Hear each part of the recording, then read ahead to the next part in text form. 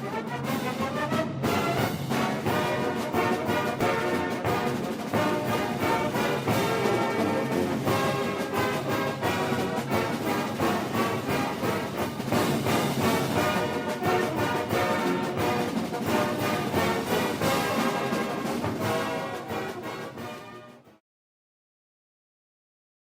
and David Cornelius are very well-respected music educators in Western Pennsylvania. They were both in a band from 1992 to 95. Kelly played piccolo, was Doc's secretary, a drum major, and eventually the executive drum major. David played tuba, was a section leader, and a commanding officer. They will represent the 1994 and 1995 alumni. Kelly and David.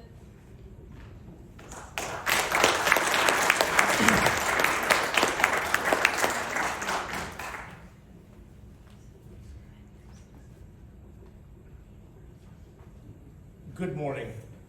I read Kelly's speech before, last night, and hers is far superior, so that's why I'm going first. The following words were read by Ross Brightwell on the afternoon of October 14th, 1995. Throughout the years, the IUP Marching Band has developed the identity of being the pride of Pennsylvania and the beast of the East. The band's alumni and current members have all performed with the dedication and emotion necessary to create the legend that is the IUP Marching Band. However, without the guidance, the expertise, and innovations of directors Dr. Daniel DeSico and Dr. Charles Casavant, the band we have all grown to appreciate and enjoy wouldn't be on the field today. This marks Dr. Casavant's 20th year as band director, a master of drill composition, show construction, and motivation.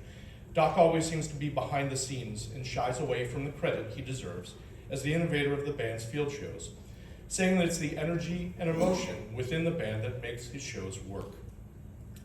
With the discipline, inner drive, and desire that Doc has instilled year after year into the members, each band performs with a pride and grace that created and has maintained the legend of the IUP Marching Band. To close this homecoming postgame, the band would like to perform Marching Drill, written by the band for Doc in true Casavant style, Amazing Grace, in honor of Doc, our director and friend, the legend behind the legend. It's hard to believe that that was almost 30 years ago, yet here we are, back in Indiana, Pennsylvania, brought together not only by the bonds, friendships, and memories that were created in our time in the IUP Marching Band, but especially by the love and respect that we have for Doc, as we celebrate him turning 80 years young. When we are afforded these invaluable opportunities to reminisce about our time in his band, our conversations usually include Carriage House 320, fun rides on Bus 5, performance tours that enabled us to perform in amazing places, and experiences like splitting my lip in the Hershey Theater, playing Meatloaf's Bat Out of Hell as a freshman. I got high fives from the tubas, but didn't get the same reaction from Dr. Bird for my lesson on the following Monday. If you know, you know.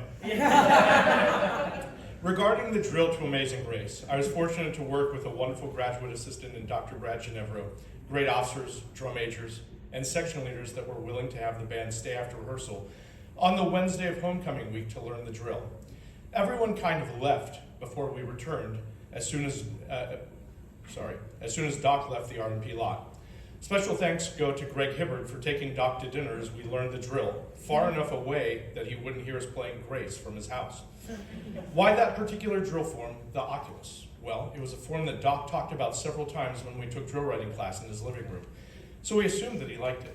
It also gave us the ability to surround Doc with his band on the field, as well as the alumni on the track and sideline, made even more special by having Doc's parents on the field with him on that particular day. Additional thanks go to Greg Hibbert for finding a way to convince Doc and his parents to actually go to the 50-yard line for the performance, which we never expected to happen. When people ask what we learned from Doc, the list always starts with his grace and humility. He never desired to be in the spotlight, like standing on the 50-yard line during that performance. He always put the performers in his band first and wanted the audience's adoration to be fully felt by the band itself. Doc never put himself before the band. The university offered to fly him to Alabama when the band traveled by bus to the national championship game, yet he said no. Perhaps his intuition allowed him to know that he would have missed that the first 3 buses, losing buses 4 and 5 for hours, being somehow in a pre-cell phone time, finding one another in Georgia, but only after we ate dinner at the right chain restaurant that was unfortunately in the wrong state. We always think of Doc telling all of us that from his perspective as the marching band director, he was the only one getting older, as his band always stayed the same age. We understand that now more than ever, as Kelly and I finish our 28th school year with students in our ensembles that at the same age as they were in 1997 when we started. I attribute wanting to be a high school band director to 4 people. My dad, who played the tuba and encouraged me to do the same. Carl Miller, who was a member of this band from 1986 to 89, and was my teacher in 1990.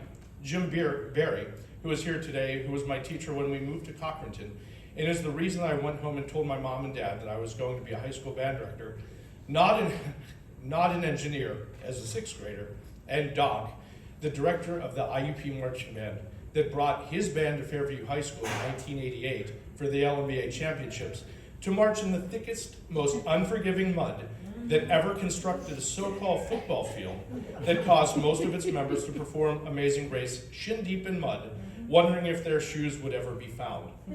As an 8th grader, that performance made me realize that IUP was where I was going to get my degree, because the drill that they tried to perform in mud while performing such incredible music was where I wanted and needed to be.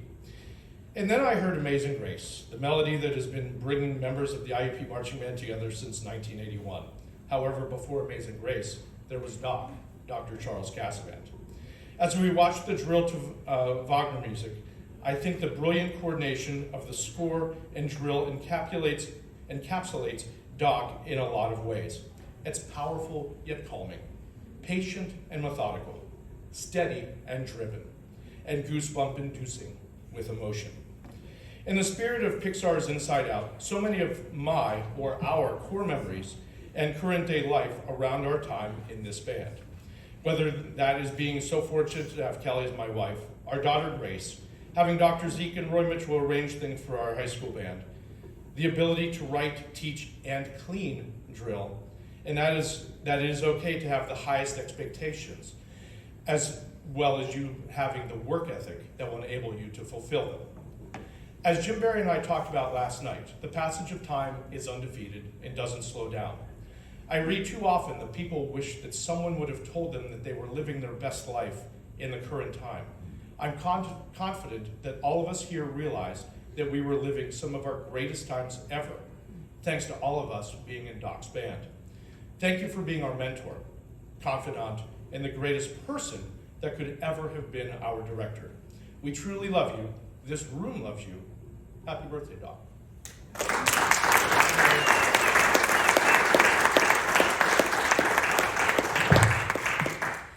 Good morning, everyone. It's truly an honor to be here today celebrating this milestone birthday for a man who has profoundly impacted so many of our lives.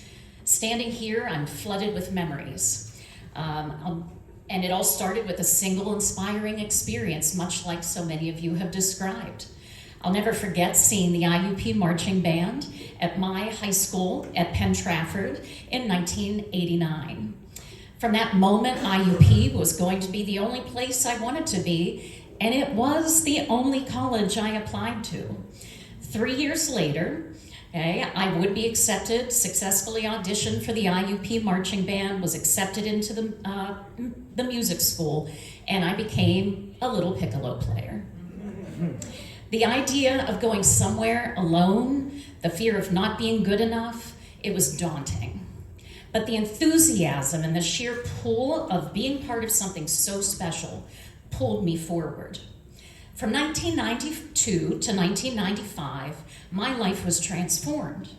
I immediately met the most amazing people, felt welcomed into a chosen family, and was constantly inspired by the talent around me. Every practice, every Saturday morning run-through, every pregame ritual, I looked forward to them all. We were part of something bigger, fueled by an incredible pride. From day one, I knew that Dr. Casavant, Doc, was someone special, someone I never wanted to disappoint. His dedication, his energy was contagious. I did want to cry, but here we go. So here we go. I'll try my best. To help paint a picture of the band in 1994 and 95, let me tie in some song selections into the memories that are etched into my mind and imprinted on my heart. In 1994, it was an exceptional year, much in part due to the leadership of Doc and composer Gary Zeke, who guided us to become one of the best-sounding bands I was a part of. As a field conductor, hearing the band soar with Somewhere Over the Rainbow, mixed with the 1812 Overture, from the sidelines was exhilarating. Ross Brightwell worked hard to get us to so many high school festivals, colleges, and pro football games all over the state. And audiences were thrilled with the creativity and the music and the drill. But even when the band wasn't marching, the audience was on their feet. Concert formations were a blast because members could park and blow, right? And show off some of their best dance moves. In 1995, while playing St. Louis Blues, we will have video evidence this evening, as you will see tonight, that many of you in this room, as well as my husband David, who does not like to dance, that they make quite the kick line. Now, I often wondered why we performed Play the Game by Kansas twice in my 4 years, in 1993 and 1995. Both times it was the color guard feature. But now looking back, I think Doc was playing the game with us all along. Because whether it was showing up for morning band practice in Richard Simmons shorts, or convincing us that for an entire week he got a tattoo, he had a way of keeping us on our toes. He played the game well, always with a stoic face, never leading on that anything was different until he turned around with that sneaky little smile. All right, so in 1995, I had the honor of serving as head drum major and learned a crucial lesson. The best way to maintain tempo is to have a strong relationship with the drum line, because they are the tempo of the band. The drum majors were always welcomed into their sectionals to lock in tempos and learn how to communicate with them from the podium and be a conduit to the band. The brilliant members of the IUP drumline, many of whom have gone on to be professional performers, composers, teachers, judges, professional leaders in their field, are some of the best musicians I ever have and continue to work with. I was in awe of their work ethic, creativity, and innovation, particularly in the performance in 1995 with their percussion feature, Z, composed by George Guest. Now, beyond the music, the drill, and the performances, it's the confidence I gained and have heard so many of you have gained that resonates with me the most. I was and remain to be a firecracker personality. In college, most were surprised that a small female could lead such a powerful marching band. But Doc saw something in me and took a chance. I worked as Doc's secretary for 3 years and spent many hours with him planning for drum major camps, prepping for band camp, listening to his insightful stories, and asking for advice. His calm demeanor never wavered. I always will cherish his patience and grace that he gave me and the space he gave me to grow. I can be a confident and strong woman, soft and show emotion. I can stand in my power because of those experiences that I shared with him and I shared with all of you. I am the wife of a brilliant and caring man who I met in this program, who supports and stands beside me every day. I'm the mother of a strong, independent young lady whom we gave the name Grace. Looking out into this crowd, we see the faces of people we marched with, those who marched before and after us. We have experienced loss. We have felt pain of losing friends and members, but we hold them and their families close. But the glue that holds us together is the man we honor this weekend, Dr. Charles Casavant, a legend, a force of nature, but most of all, a man of grace. Thank you to our mentor and now our friend for everything. Happy birthday.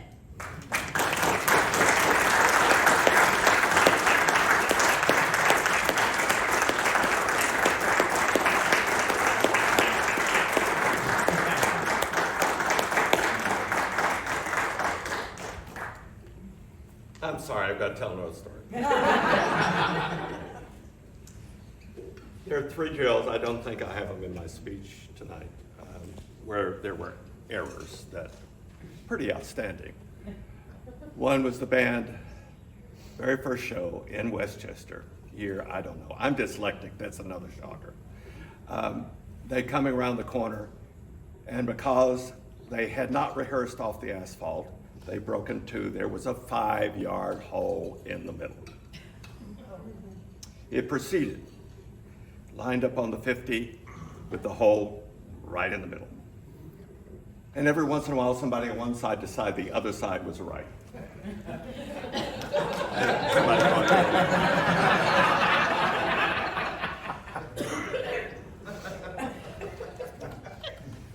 That was band director error.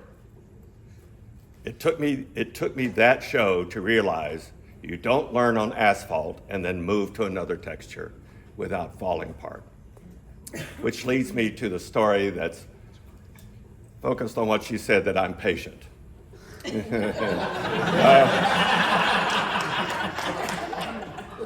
Having learned that lesson, I always made sure that you got off the asphalt before your first performance. Unfortunately, that was usually Saturday morning, and you were college students.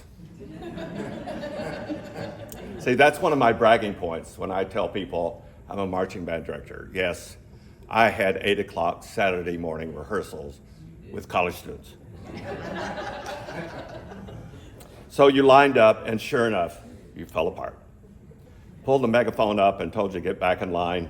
No problem, I had learned you need a rehearsal on the grass.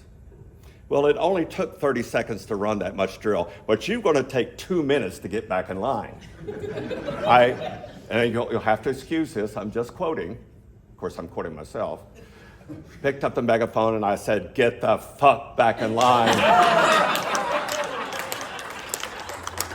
That had the opposite effect. Everybody froze and turned around. That's really a cautionary tale because I did not grow up that way, and I do not like people that teach with that kind of attitude, using that kind of language, because it is dangerous. It is dangerous for us, our culture, our nation, everything else. So I apologize for it even while we grin and smile. Now, Paul Rode tells me I did it one other time. Do you remember? I don't remember.